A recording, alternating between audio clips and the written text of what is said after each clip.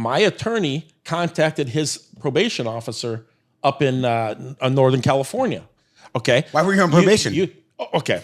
We'll go back. When he went to college, he was the first kid in his family to go to college. He went to college and he went to Susanville, which is a pretty predominantly white area.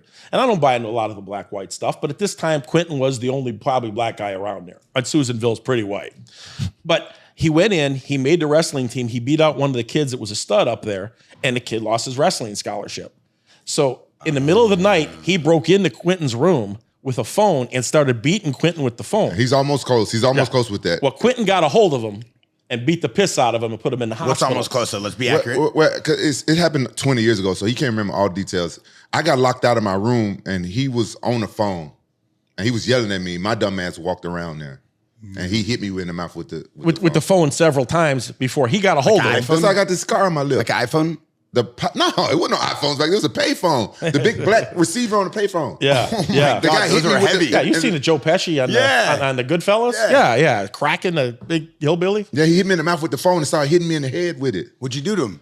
Well, he put him in the hospital. And what happened was they went to court and they said it was self-defense up until a point, but he went too far. I went too far. So they said, if you pay this $12,000 $500 medical bill, we'll let you, we'll waive the felony charge against you.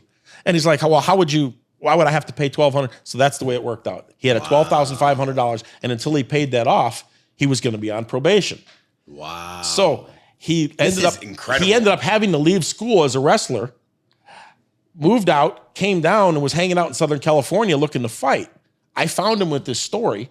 Then, after coming back from Pride with the money, I put him in a Escort GT with another 300-pound fighter, Mike Mark the Rhino. They drove all the way up to Susanville. They paid the $12,500 in restitution. My attorney called his probation. My attorney's wife was at the time was a probation officer in Southern California. She got the case transferred to her. She saw him one time, called it a day. He was free and clear. Yeah, man. This is why I love this guy. I'm trying to tell you. This is incredible. Yeah.